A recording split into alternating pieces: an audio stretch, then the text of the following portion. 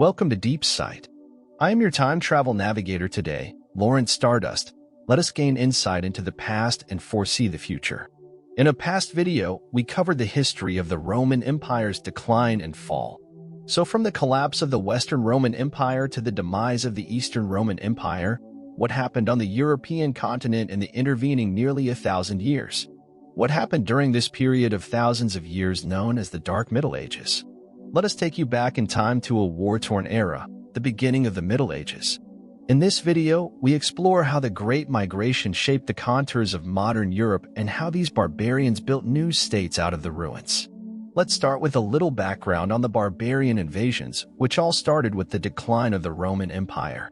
The Roman Empire, a once glorious classical civilization, gradually declined due to internal corruption, economic difficulties, and military challenges. In 476 AD, the last emperor of the Western Roman Empire was deposed, marking the end of an era. But it didn't happen overnight, and the Roman Empire's collapse was the result of a combination of internal corruption, economic hardship, and military challenges. First, political corruption weakened Rome's governance capabilities, leading to the abuse of power and the depletion of public resources. The emperor's authority was constantly challenged by the nobility and the army, and political struggles were frequent. Second, the economic foundation of the Roman Empire was severely hit, with inflation and heavy taxes making the economy in trouble. At the same time, declining agricultural production and trade disruptions further exacerbated the economic downturn. Finally, the army, the pillar of the Roman Empire for many years, had lost its former glory. The invasion of foreign nations and the instability of the borders forced the Roman Empire to invest huge resources in the military. Due to the lack of soldiers to guard the huge territory, the country could only absorb barbarians to join its army. As the army became barbarian, Rome lost control of the army and its military power gradually weakened. Next, let me introduce the barbarians. During the Roman Empire, there were three main categories of barbarians in Europe: Germans, Slavs, and Celts. These barbarians were called barbarians by the Romans during the Roman Empire because they came from the culturally backward areas in the north of the empire. Very similar to China's contemporary Han Dynasty, the Han Dynasty also called the northern nomads the Xiongnu, but in the end they were completely driven from Asia's horizons to the European plains, until they reached Rome 100 years later. These barbarians have had an important influence in history, shaping many countries and nations in modern Europe. The three major barbarian tribes are all Caucasian, similar to the Europa race in ancient Rome. However, due to their different development, they have different languages and cultural customs. Let's introduce the composition of the barbarians in detail. First, the Germans. The Germans were the collective name given by the Romans to the barbarians who invaded Rome. They were a collection of ethnic groups, not a single ethnic group. The Germanic people can be divided into North Germanic people, West Germanic people, and East Germanic people according to their place of origin. Among them, the North Germanic people are the Vikings in history, the current Danes, Swedes, Norwegians, and Icelanders. The Goths, Vandals, and Burgundians in the history of the East Germans, the Spaniards, Portuguese, some Italians, and some Algerians today. The West Germans are more powerful, the Anglo-Saxons and Franks in history. The Anglo-Saxons founded England. The Franks destroyed the Western Roman Empire and established the Frankish Kingdom, which is now France, Germany, and northern Italy. There are several different theories about the origin of the name Germanic. One widely accepted theory is that the word may have originated from Old Gaulish, where ger meant neighbor and mani meant people, so Germanic may have originally been used to refer to those who lived in people near the borders of the Roman Empire. Another theory is that the word may be of Celtic origin, meaning noisy or yelling, which would be consistent with descriptions of the Germanic people in ancient texts, who were often depicted as warlike and loud-voiced people. In addition, the Romans named the region belonging to north-central Europe Germania, which extended westward between the Vistula and Rhine rivers and southward from southern Scandinavia to the upper Danube. When discussing the Roman period, the Germanic people are sometimes referred to as Germanic peoples or ancient Germanic peoples, although many scholars consider the latter term problematic because it implies an identity with modern Germanic peoples. Archaeologists often associate the early Germanic people with the pre-Roman Iron Age Jastorf culture, which was found in Denmark, southern Scandinavia, and northern Germany from the 6th century BC to the 1st century BC. Theorizing this is not far from the time of the first Germanic consonant shift. The Germanic peoples spread south, east, and west, interacting with Celts, Iranians, Baltic peoples, and Slavs. Roman writers first described the Germanic peoples near the Rhine in the 1st century BC, just as the Roman Empire was establishing its dominance in the region.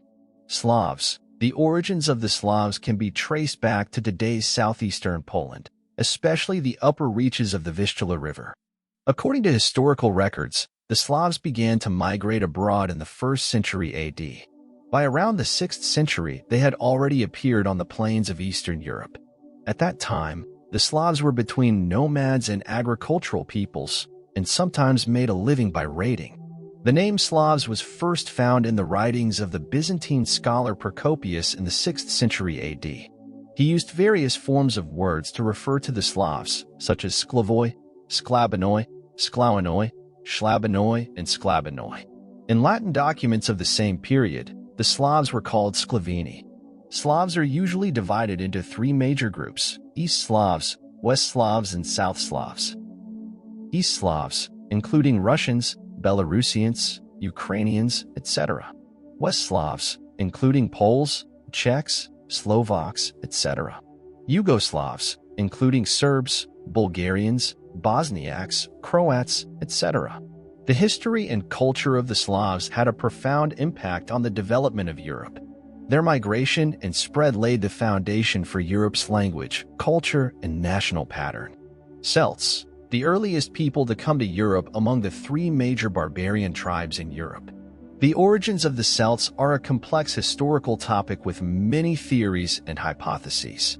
Traditionally, the Celts are believed to have originated from the Urnfield culture of Central Europe's Late Bronze Age, which flourished in what is now southern Germany starting around 1200 BC. The Urnfield culture is named for its characteristic cremation graves in which ashes were placed in clay pots.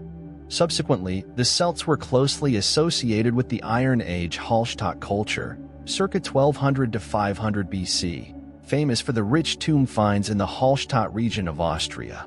Celtic culture is thought to have spread west and south from these areas. There is also a newer theory, called Celts from the West, which proposes that Proto-Celtic may have emerged much earlier and became a lingua franca along the Atlantic Bronze Age coastal areas, then spreading eastward. Another Celtic from the center theory suggests that Proto-Celtic language may have emerged in the area between these 2 areas, that is, in Bronze Age Gaul. They were entrenched in today's France and were collectively called the Gauls. They were later defeated by Caesar and spread in all directions. Some people crossed the English Channel and settled in Great Britain. Today's Irish, English, Scots, and Welsh are all Celts, and the entire United Kingdom is composed of Anglo-Saxons and Celts. Celtic culture and language eventually spread throughout Western Europe, including the British Isles, Ireland, France, and Spain. Their language, religious beliefs, traditions, and culture share commonalities, characteristics that help define Celtic identity. Ancient Rome was a symbol of civilization at that time. Their main composition was Latin people, including today's Italians, especially the South, French, Spanish, Portuguese, Romanians, etc. Their ancestors were Romans and founded the Great Roman civilization. Their social systems, laws, art, architecture, and technology were all leading the way at the time. The Latin race is mainly the European race of the Mediterranean type. Their language and culture belong to the Italian family of Indo-European languages. The ancestry of the ancient Romans was relatively complex, and they were not a nation with a single ancestry. The ancient Romans were a new nation with an independent cultural system formed by the Latin people as the core, and the integration with clans from surrounding city-states such as the Sabines and Viais, as well as the Greeks in southern Italy.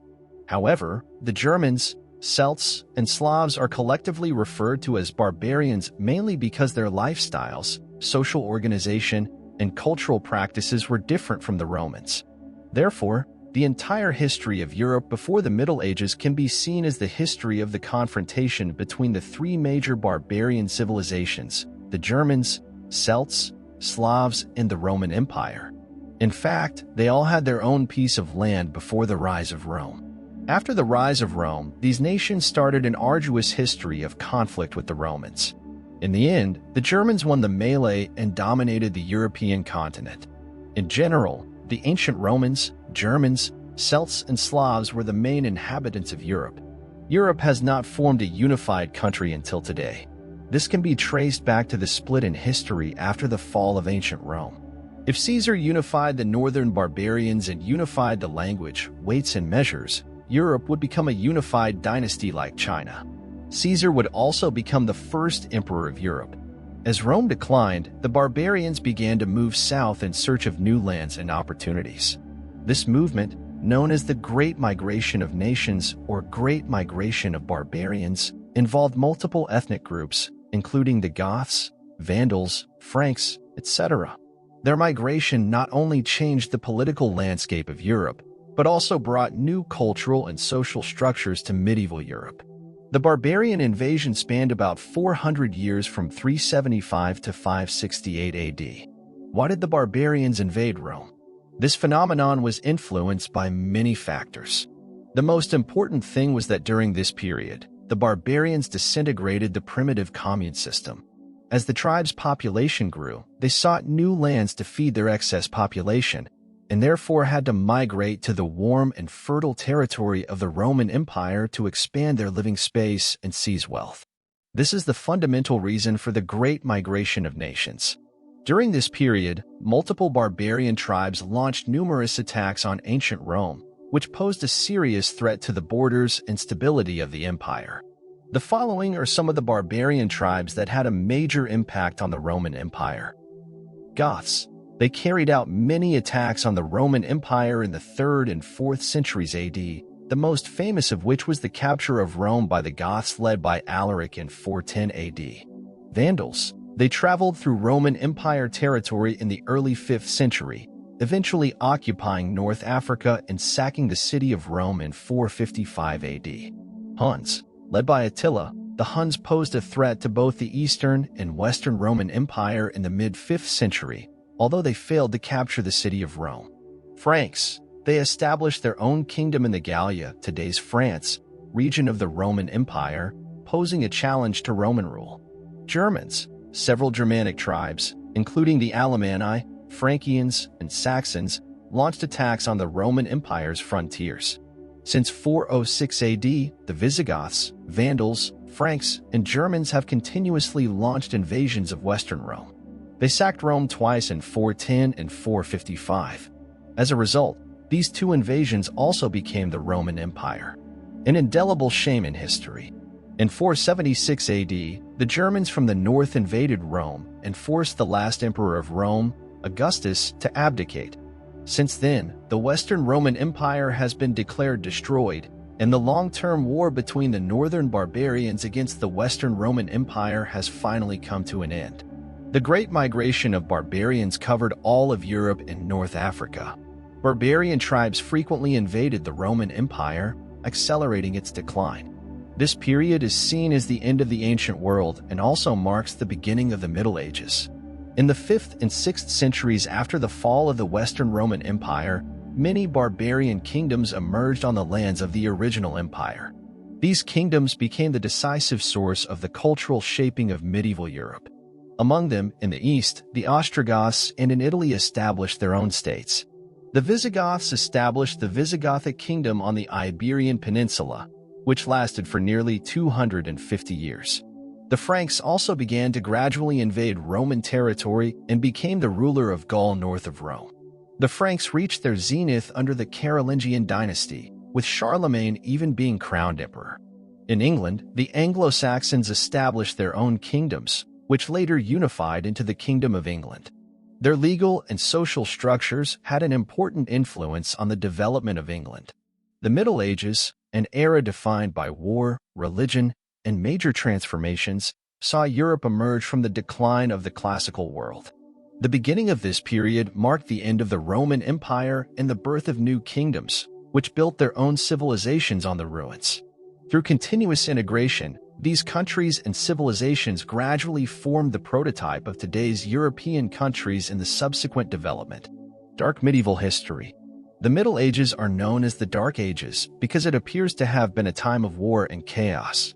However, this title is not entirely fair, because there are also many cultural and scientific achievements in this thousand-year history.